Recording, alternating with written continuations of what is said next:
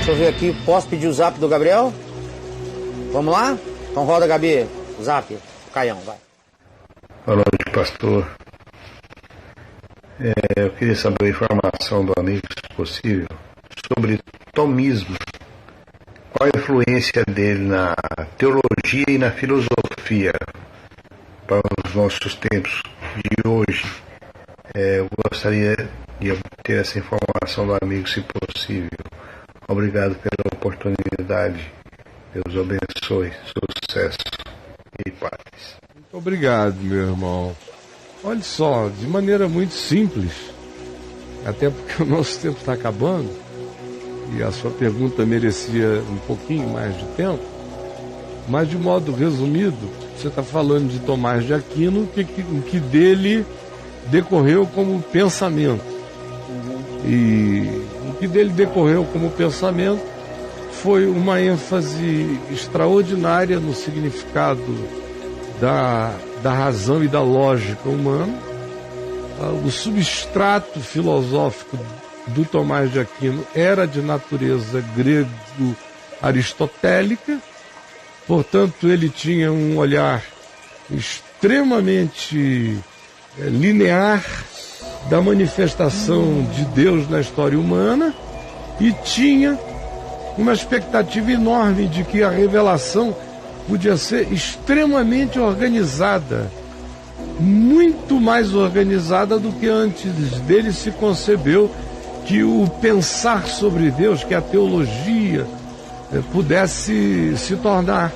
De modo que ele é um dos entes principalmente mais importantes no que se poderia chamar de formação da filosofia cristã prevalente até os dias de hoje.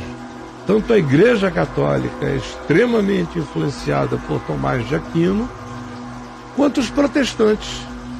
Os protestantes históricos foram muito mais influenciados por Tomás de Aquino do que imaginaram, do que jamais conceberam.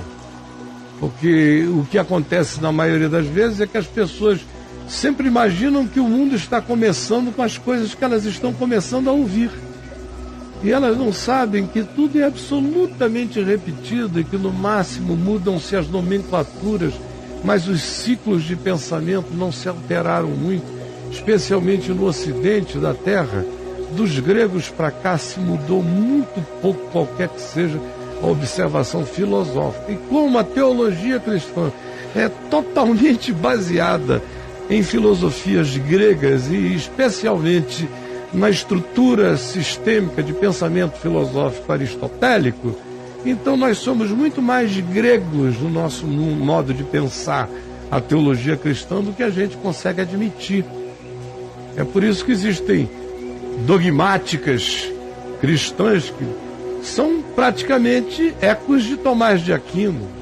A maior parte delas, inclusive no protestantismo, ou as teologias sistemáticas que pretendem fechar temas com uma determinada lógica conclusiva, derivam-se profundamente de Tomás de Aquino sem que as pessoas percebam ou saibam. Ficam atribuindo aos pais da sua denominação mais importante na história aquele achado, descoberta, e não sabem que é uma repetição aculturada de algo cuja viagem é muito mais antiga.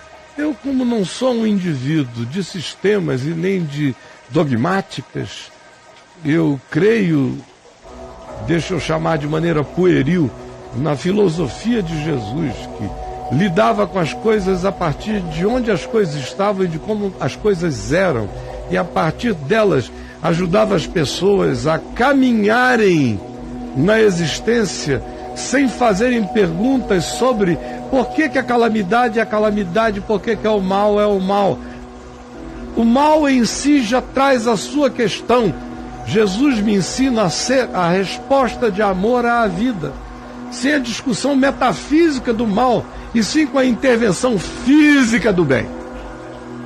O resto é uma perda de tempo que mergulha a gente em ICs, que, por exemplo, a ciência física e quântica vão derrubando todo dia, como pressupostos teológicos baseados só na etereidade de filosofias que nada mais eram do que a projeção pessoal do sentimento ou da percepção de um indivíduo, cuja influência foi grande e universalizou-se quase que como um saber obrigatório, quando não tem necessariamente nenhuma relação objetiva com o que a gente possa chamar de verdade inquestionável.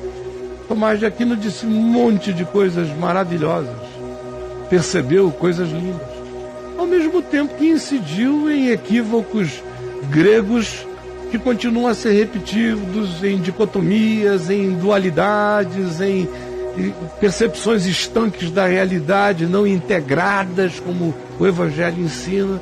Mas enfim, se isso for útil para você, eu espero que para além de você seja útil para alguém mais, tá bom?